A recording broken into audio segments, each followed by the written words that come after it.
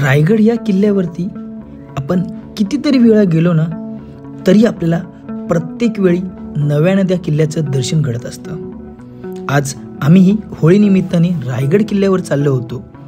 रायगड किल्ल्यावरची होळी अनुभवण्याकरता। रायगड किल्ला हा एक किल्ला नसून प्रत्येकाचं अभिमान आणि प्रत्येकाचं ऊर्जास्थान आहे।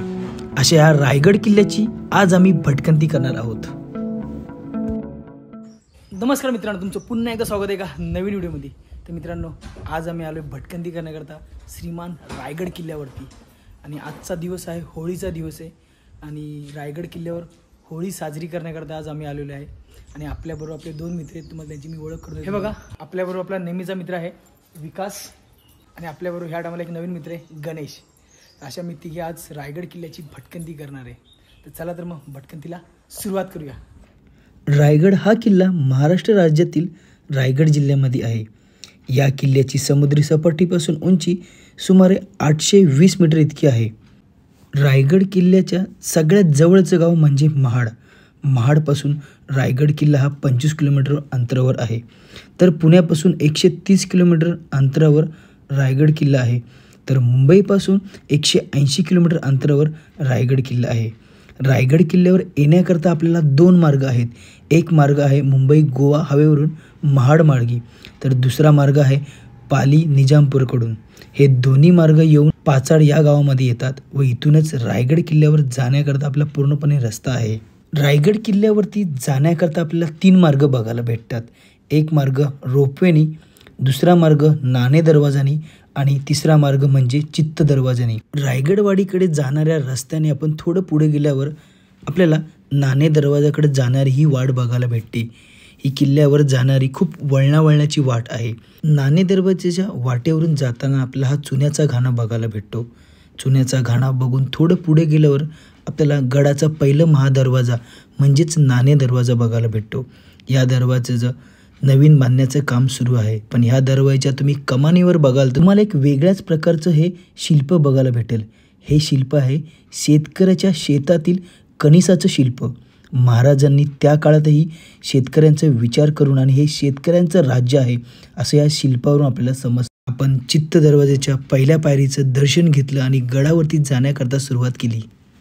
हे बघा, रायगड किल्ल्याच्या आपण जो चित्त दरवाजा आहे तिकडनं आता वरती चढण्याकरता सुरुवात केली आहे। आणि तुम्ही चित्त दरवाजा खालच्या साईडने जो रस्ता जातोय तुम्ही त्या साईडला गेला तुम्हाला नाणे दरवाजा बघायला भेटेल। तिकडनं पण चढण्याची वाट आहे, पण ती वाट जरा थोडीशी एकदम अशी खड्या पायऱ्या आहेत। त्याकरता सगळ्यात सोपी वाट ही चित्त दरवाजाची वाट आहे पूर्णपणे वरती जाण्याकरता। पहिल्या पायरीचं दर्शन वगैरे घेतले, आता किल्ला वरती चढण्याकरता सुरुवात करतोय। रायगड हा भव्य किल्ला 10व्या शतकामध्ये चंद्रराव मोरया यांनी बांधला। त्यावेळी ह्या किल्ल्याचं नाव रायरी या नावाने ह्या किल्ल्याला ओळखलं जात होते। 1656 मध्ये छत्रपती शिवाजी महाराजांनी हा किल्ला आपल्या ताब्यात घेतला आणि या किल्ल्याचं नाव रायगड असे केले। छत्रपती शिवाजी महाराजांचं राज्याभिषेकही याच रायगड किल्ल्यावर झाला होता। आता आपण आलो तो चित्त दरवाजा आणि खालची वाटेची तुम्हाला बघा इकडनं येते, या नाणे दरवाजाची वाटे बरोबर ह्या इथे येऊन भेटते। किल्ल्याच्या अर्ध्या वाटेवर ही वाट येऊन भेटते। होळीच्या सणानिमित्त आम्ही आज रायगड किल्ल्यावर चाललो होतो आणि गडावरती जाता वेळेस जेवढी काही ती दुकानं असतात ना ती आज पूर्णपणे बंद होती आणि दुपारचे 2 वाजले होते। कडाक्याचं ऊन पडायला सुरुवात झाली होती आणि ताणही खूप लागत होती। आम्ही खालून येतानाच 3 ते 4 बाटल्या आमच्याबरोबर आम्ही घेतल्या होत्या आणि आमच्याबरोबर हा पाळीव कुत्राही आमच्याबरोबर होता आणि यालाही खूप ताण लागली होती। तर मित्रांनो, कधी तुम्ही रायगड किंवा कुठल्याही किल्ल्यावर तुम्ही जात असाल तर तुमच्यावर असे कुठले पाळीव प्राणी असेल तर त्यांचीही तुम्ही ताण भागवत जा मित्रांनो, कारण की दुकानं बंद असल्यामुळे त्याला कुठेच पाणी वगैरे पिण्याकरता भेटत नव्हते। छत्रपती संभाजी महाराजांचं राज्याभिषेकही याच रायगड किल्ल्यावर झालं होतं। या रायगड किल्ल्याला राजगिरी, रायगिरी, रायरी, शिवलंका, नंदीदीप, इस्लामगड अशा अनेक नावांनी ओळखले जात होते।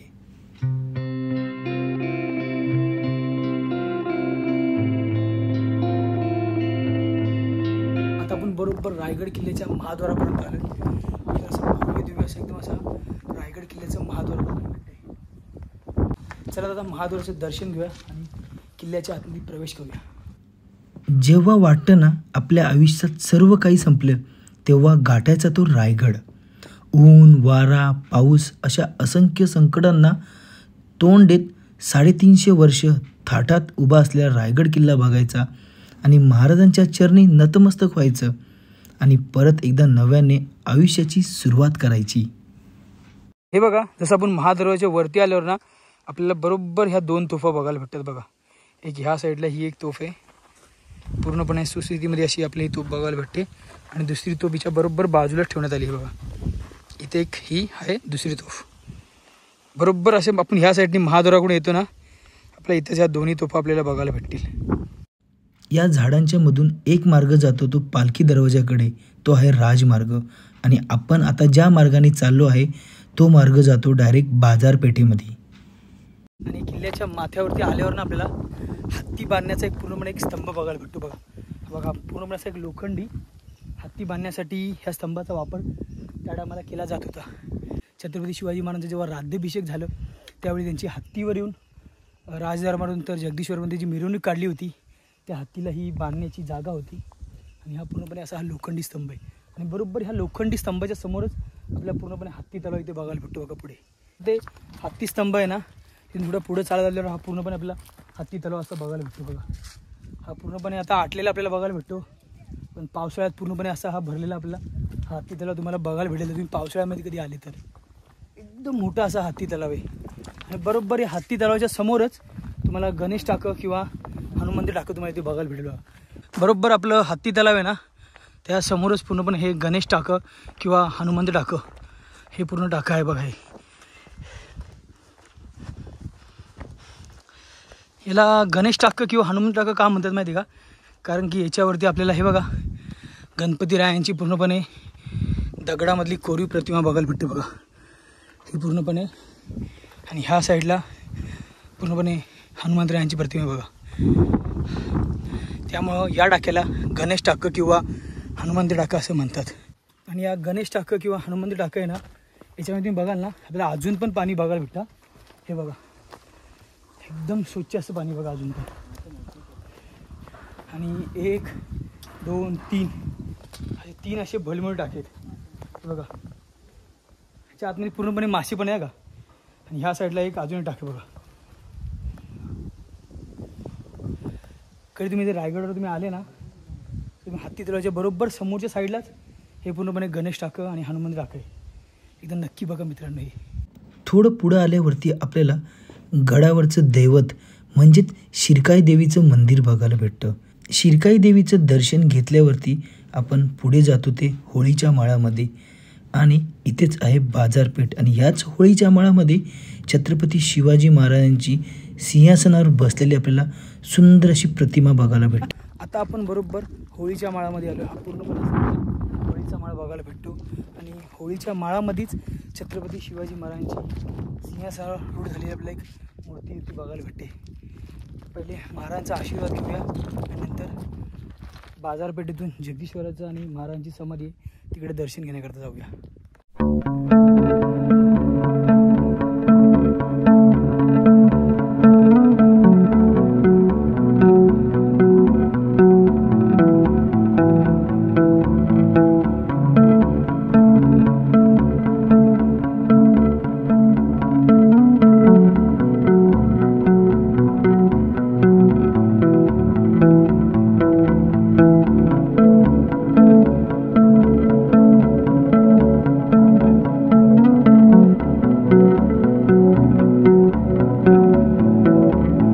हे बघा, आता होळीच्या माळाच्या आतून निघालो आहे आणि हे आपल्याला पूर्णपणे ही बाजारपेठेच्या आतून आपण आता जगदीश्वराच्या दर्शनाकरता चाललो आहे. पण तुम्ही ही बाजारपेठ बघाल ना, दोन्ही साईडला आपल्याला दुकानं बघायला भेटतील.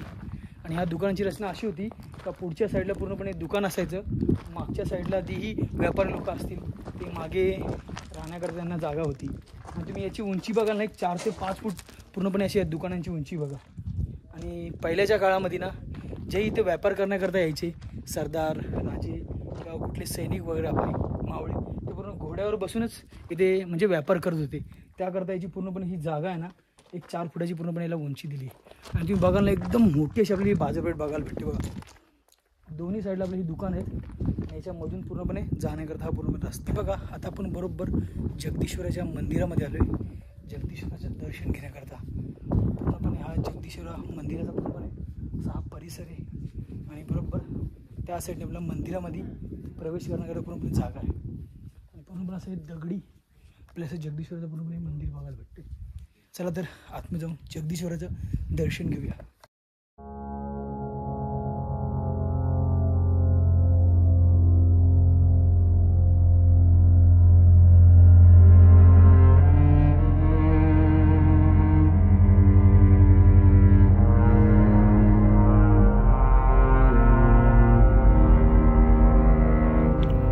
रायरेश्वराच्या मंदिरात महादेवांचं दर्शन घेतलं आणि छत्रपती शिवाजी महाराजांच्या समाधीचं दर्शन घेण्याकरता पुढे निघालो.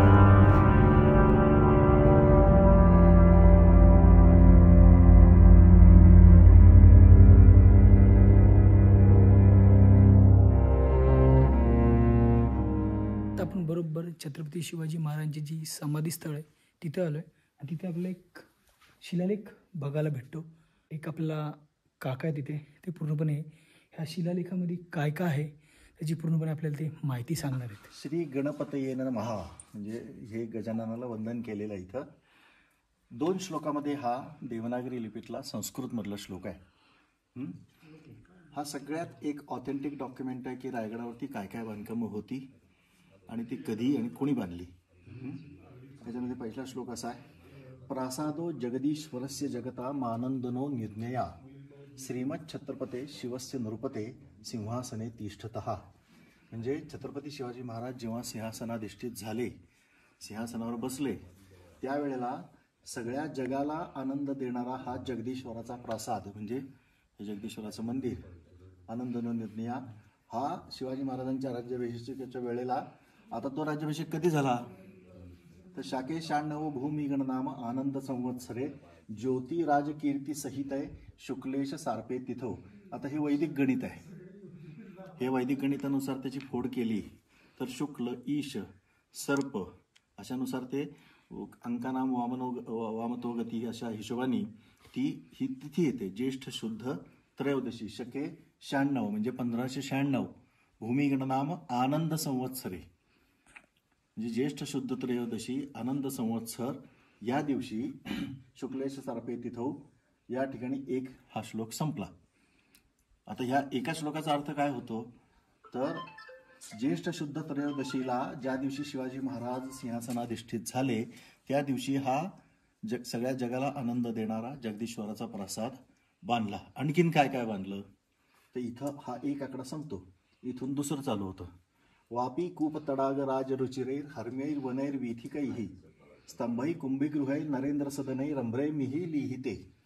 काय काय बांधलं तर छोटे आड बांधले, तलाव बांधले, विहिरी बांधल्या, तळी बांधली, त्याच्यानंतर वन बांधली, उपवन बांधली म्हणजे बागा बांधल्या, उपवन बांधली म्हणजे मोठी वन बागा बांधल्या, वीथिका म्हणजे मोठे रस्ते बांधले, छोटे रस्ते बांधले, कुंभिगृहै म्हणजे स्तंभई म्हणजे गंगासागराच्या काठावर असलेले स्तंभ, कुंभिगृह म्हणजे हत्तीखानी, नरेंद्र सदने म्हणजे राजवाडा.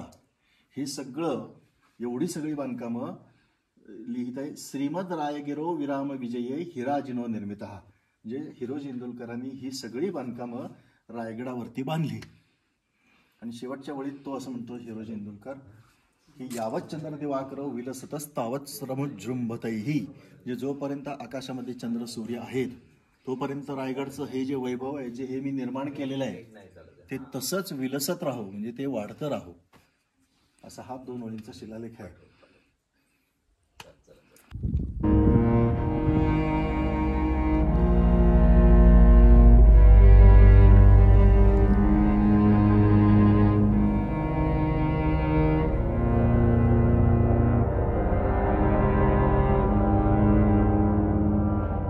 बघा आत्ताच जगदीश्वराचं आणि महाराजांच्या समाधीचं दर्शन घेऊन आता राजसदरेत म्हणजेच नगरखान्याच्या साईडला चाललो आहे. आता परत एकदा आपण ह्या जी बाजारपेठ आहे त्या साईडने चाललो आहे. मस्तपैकी सुंदर असं सूर्यास्त पण व्हायला आलं आहे बघा. आपल्याला राजसदरमध्ये जाण्यापर्यंत छान असा सूर्यास्त आपल्याला बघायला भेटेल तिकडे गेल्यावर.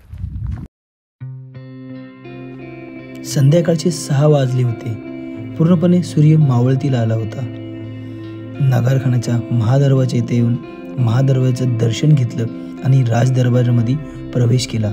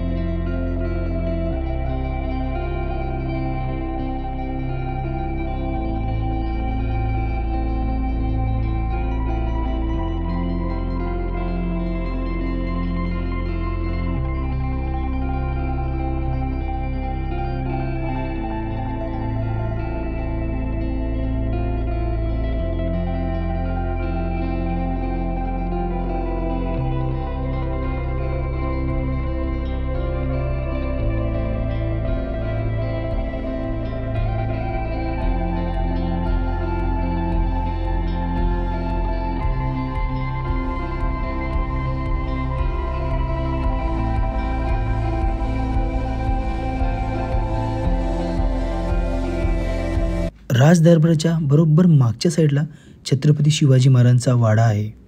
फक्त तिथं आता आपल्याला चौथराच बघायला भेटतो. त्या चौथऱ्याचं दर्शन घेतलं आणि गडावरच्या इतर त्या वास्तू बघण्याकरता सुरुवात केली. पण संध्याकाळचे 6 वाजले होते आणि आपल्याला होळीचं सणही साजरा करायचा होता. त्याकरता होळीच्या माळामध्ये आम्हाला जायचं होतं. आता आपण बरोबर खलबत खाण्याची आलोय. बघा हा पूर्णपणे असा हा खलबत खाना आहे आणि त्या खलबत खाण्यामध्ये आतमध्ये जाण्याकरता हा पूर्णपणे रस्ता आहे. हो नाही ना?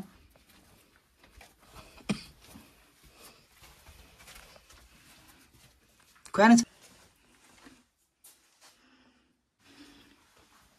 हा बघा मित्रांनो, हा पूर्णपणे असा हा खलबत खाना आहे. तुम्ही बघाल, बघा एकदम मोठा असा हा खलबत खाना आहे. हे बघा, तुम्ही सगळे कोणारे बघत असाल. इथे जर आतमध्ये कोणी आलं तर त्यांना प्रकाश येण्याकरता इथे दिवे लावण्याकरता ही पूर्णपणे जागा आहे. हे सगळं दिसतंय ना, हे दिवे लावण्याकरता जागा आहे. आणि तुम्ही याची हाईट बघाल ना, हे बघा एक 7 ते 8 फूट पूर्णपणे याची हाईट आहे. हे बघा, आणि 15 ते 20 लोक आराम के साथ इथे बसतील मांडी घालून. अशी पूर्ण अशी मोठी ही जागा आहे एवढी खलबत खाण्याची. आणि ह्या इकडनं येण्याकरता रस्ता आहे. पूर्णपणे गड भटकंती करून झाली आणि आम्ही होळीच्या माळामध्ये गेलो. त्यावेळी आम्हाला समजलं की होळीच्या माळामध्ये फक्त इथली गावातली जी लोकं आहेत वरच्या वाडीतली त्यांनाच फक्त होळीकरता वरती थांबून दिले जाते. शिवप्रेमींना गडावर थांबून देत नाही. संध्याकाळी 7 नंतर प्रत्येकाला गडाच्या खाली उतरावंच लागतं. त्यामुळे आम्हाला ह्या वर्षीचा हा होळीचा सण रायगडावरचा बघता आला नाही.